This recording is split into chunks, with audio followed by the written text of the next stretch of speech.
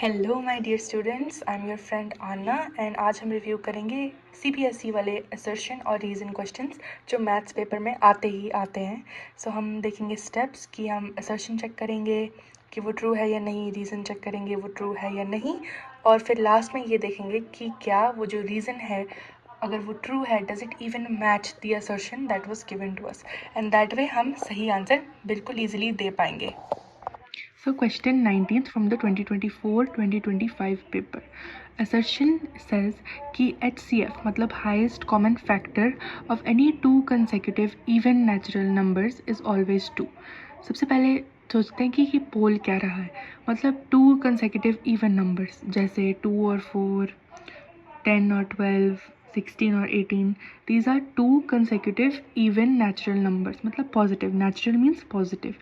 And हमें बताना है कि क्या इनका हाईएस्ट कॉमन फैक्टर हमेशा 2 होता है। तो अगर कोई भी इवन नंबर होगा that can be written as 2 times k, and k is any number whether odd, even, but 2 times k will always be an even number. And then what's the next consecutive even number? Well, 2k plus 1 तो odd हो गया, so the next even number will be 2k plus 2. Okay, सो हम कैसे determine करेंगे कि इनका highest common factor क्या है? वेल, अगर हम इस वाले टर्म से 2 फैक्टर आउट कर दें तो हमारे पास सिर्फ k बचेगा। यहाँ पे अगर हम 2 फैक्टर आउट करते हैं so we will get in the brackets k plus 1. Means इन दोनों का कॉमन फैक्टर क्या है? सिर्फ एक ही है, 2, क्योंकि अगर 2 कंसेक्यूटिव नंबर्स हैं जैसे 10 और 11, इनका कोई कॉमन फैक्टर नहीं होता, राइट? दैट मीन्स k और k plus 1 का कोई कॉमन फैक्टर नहीं हो सकता। सो 2k और 2k plus 2 का सिर्फ एक ही कॉमन फैक्टर है which is 2. When that is the only common factor, then it also has to be the highest common factor. मतलब HCF of these two numbers will also be 2. That means कि जो हमारी ये assertion है, now what does that mean? That means कि ये जो हमारी assertion है कि HCF is always 2, that is absolutely correct, and that implies कि D correct answer नहीं हो सकता because उसमें लिखा है कि A false होगा. So एक तो हमारा option eliminate हो गया. Now let's look at the reason. Even natural numbers are divisible by 2. अब सोच के देखो, even का तो मतलब ही यही होता है. Even natural numbers, any even natural number, 48, 52, 112, it's always divisible by 2. So the reason here is also correct. That means कि C भी आंसर नहीं हो सकता क्योंकि उसमें लिखा है कि reason false होगा. So हमारे पास बचते हैं A और B. अब हमने देखना है क्या हमारा जो reason है does it explain the assertion. Even natural numbers are divisible by 2. Does that explain कि HCF of 2 consecutive even natural numbers will be 2? I don't think so. I think उसका रीज़न तो ये होगा ना जो हमने साइड पे डिसाइड किया, द फैक्ट कि k और k plus 1 का कोई कॉमन फैक्टर नहीं होगा। सिर्फ द फैक्ट कि 2 से वो नंबर डिविजिबल होंगे उससे ये तो नहीं इम्प्लाई होता कि HCF भी 2 होगा. So that means the reason is not the correct explanation of the assertion.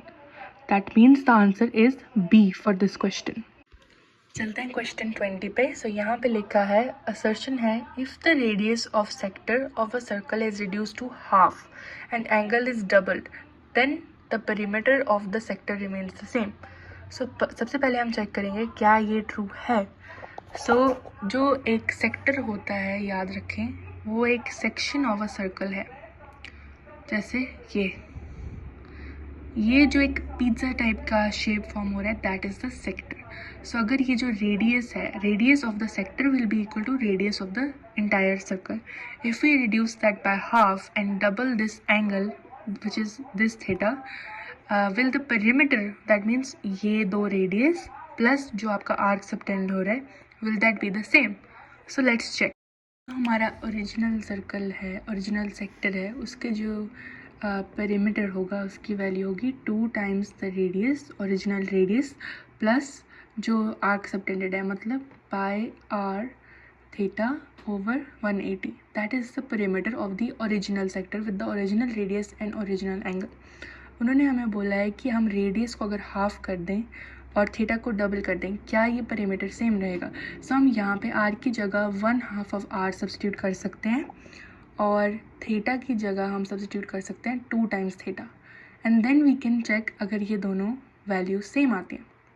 सो यहाँ पे हम r की जगह 1/2 ऑफ r सब्सटीट्यूट कर सकते हैं और थीटा में 2 times theta because the angle is doubled as given in the question and denominator will be 180 as before. So हम यहाँ पे देख सकते हैं कि जो सेकेंड टर्म है उसमें 2 और 2 1/2 times 2 will become 1. That means the second fraction will be the same. But in the first part 2r की जगह r होगा. That means these two perimeters are not the same. Because on the left side we have 2r plus the second term. On the right side we just have r plus the second term. That means in fact these two are not the same. And that means that the assertion given is false. So basically हमें पता है कि correct answer D ही होगा but still let's check the second statement the reason given as well. So इसमें लिखा है कि the length of the arc subtending angle theta at the centre of circle of radius R is this formula and that is exactly the formula that we just used है ना। ये जो angle है theta और ये जो arc है that is given by this formula. So that is correct, that is true. So in fact D सही आंसर है क्योंकि जो असर्शन थी वो फॉल्स है लेकिन रीज़न जो है वो ट्रू है। So the correct answer for this question will be D. So बस यही था, सिंपल 2 क्वेश्चन असर्शन और रीज़न वाले। अगर कोई भी क्वेश्चन हों तो प्लीज़ कमेंट करना, मैं ज़रूर आपकी हेल्प करूँगी। अगर कोई और टॉपिक भी आप चाहते हो कि मैं डिस्कस करूँ वो भी ज़रूर बताना। और बाकी हम शॉर्ट आंसर और लॉन्ग आंसर वाले क्वेश्चंस नेक्स्ट कवर करेंगे। Thank you so much for watching.